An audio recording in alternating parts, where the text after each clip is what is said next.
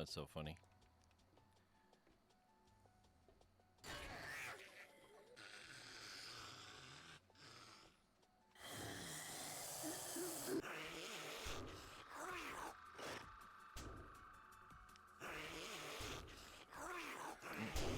Bye-bye.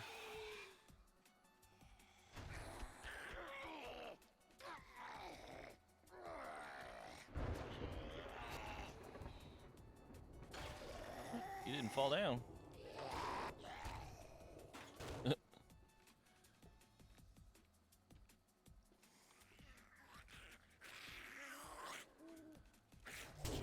Bye-bye.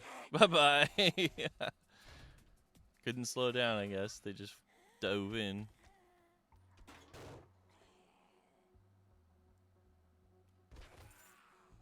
And they died.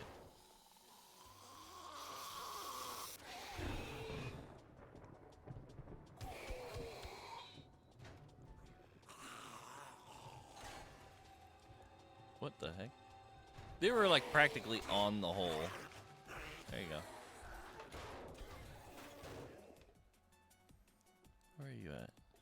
Oh, you died right there. Hello.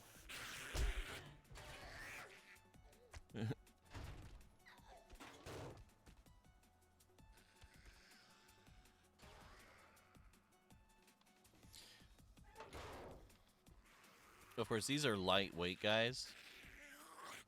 And when it comes to the heavier duty guys, that's when you have to be a little bit more cautious.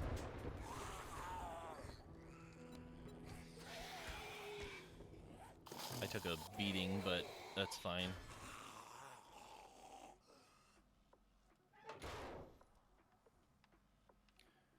Alright, now I can actually just go down here after the blood moon. Open these up. See if there's any loot. There we go. And yeah, so that's the basic kill box that I usually make. If I'm playing solo, if I'm playing like with one other person, or even like a full team, like 4 people or something, we'll pile in here and we'll just pick a door to kind of man, or like someone will go down below, and if there's any that didn't die, they would replace some spikes or shoot the zombies that come down, things like that.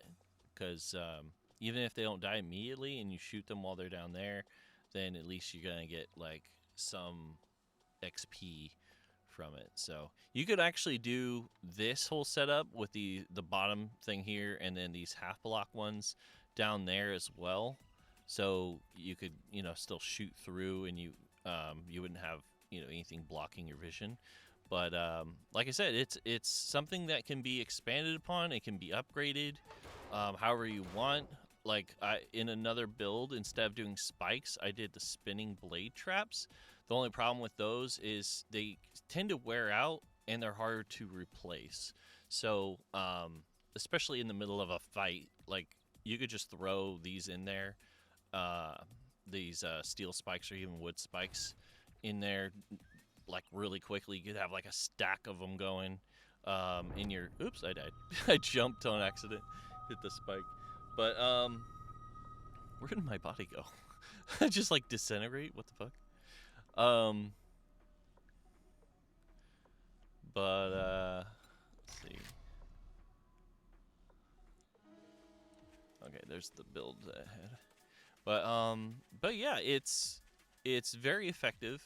It works for a long time. It won't. I don't know if it'll hold out against like, every kind of zombie, but it will definitely do really well in the short term.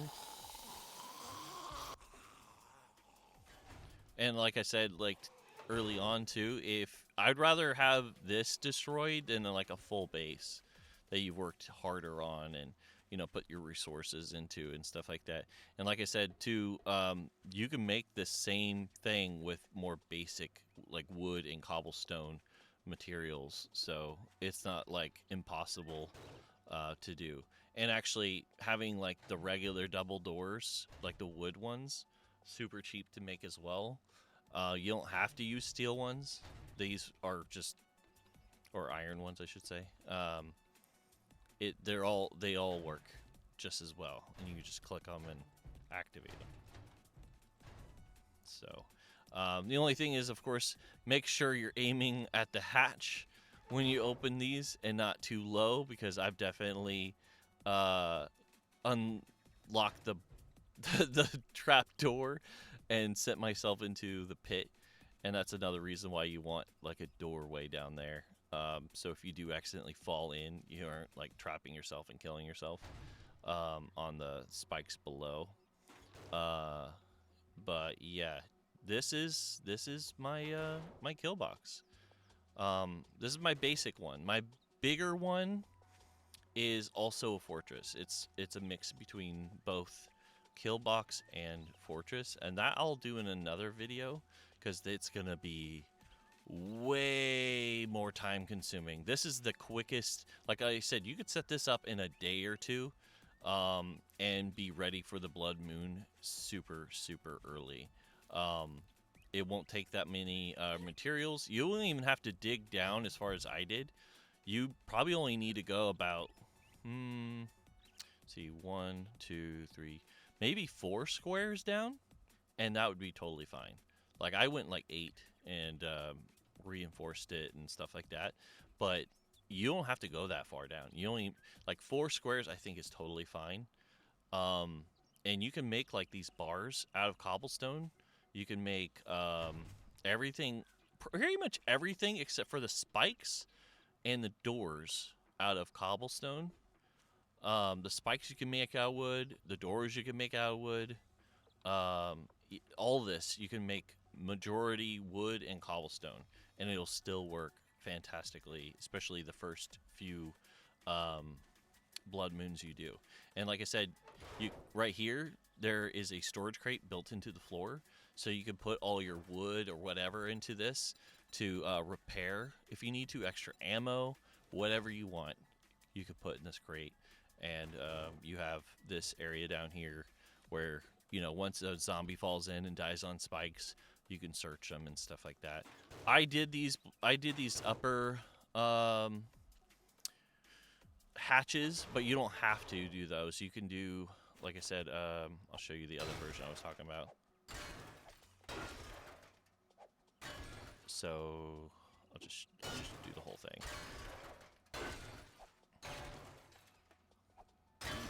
Oh, I didn't do that.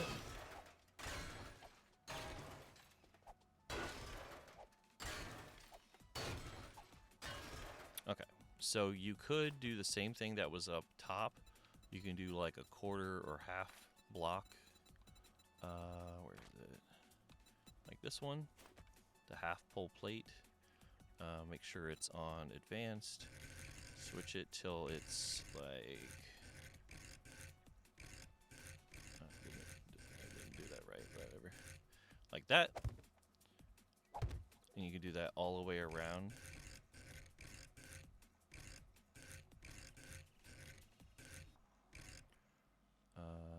You want to do that like right here. Oh, dang it, I messed that up.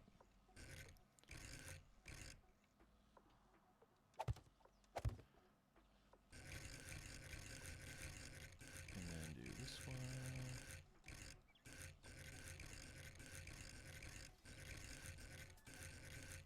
Messed up again, didn't I? Ah, man, I keep skipping it. There we go. So you can do this down here, and then just have it like this. And then that way, when they drop down, they won't get through here. This is more secure than a door. The doors only have, I can't remember how much health they have, but a regular block, I believe, has more. But then, you know, so they fall down, they get in the spikes. You can smack them with melee in here. You can shoot them. Once they die, you can still walk in just fine. They just can't get through that half block section there. So yeah, I need to fix my ladder. Let's see.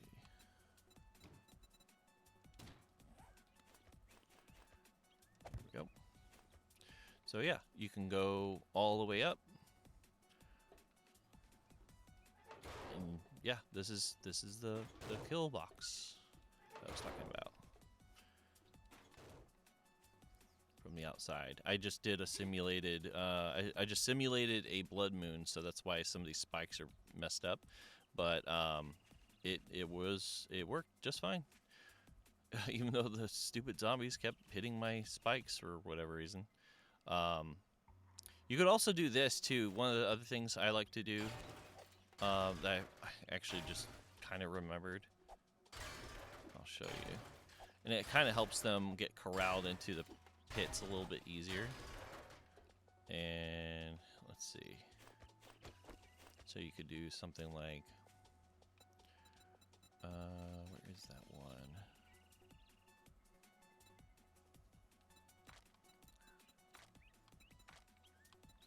So do this. You want to put one here, like that. You can even go out even further, technically. As long as it kind of like siphons them in. Or not, I don't think siphon's the right word, but basically go like this. And then put the wedges. Where are they? Or ramp.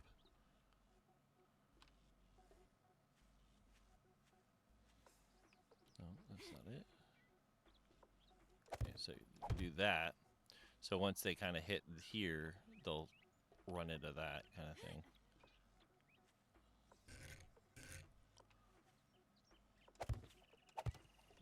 See, and like I said, you can completely upgrade this stuff to however you want to make it work the way you want it to work.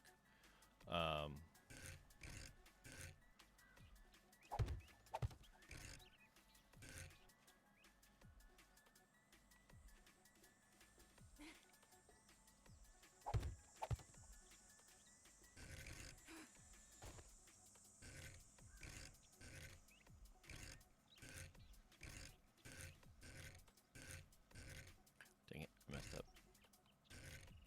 Ah, I did it again.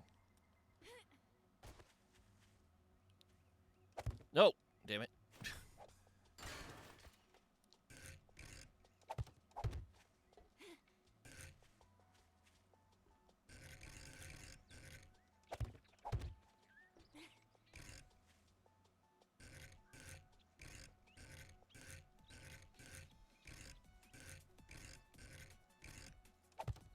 There we go. So having this like this, when the zombies run towards this, they'll bump into this and it'll just kind of push them into where this is. So you don't have to worry as much as far as like them standing on a corner or something like that. And you could technically even just put like a spike here if they do somehow jump on top. So it's a very versatile setup. Like I said, you can customize it however you want, but the general idea is that you have a box on the inside there where you're basically making yourself bait, and then you can go inside here and just chill and wait for them to come in, and you could still attack the enemies. Like, well, didn't mean to do that.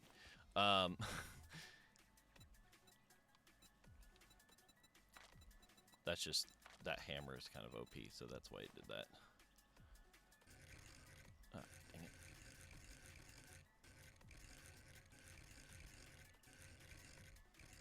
There we go. So if I switch to a gun, I can still shoot past. You can see it hit like dirt there. It works with a melee as well. It's just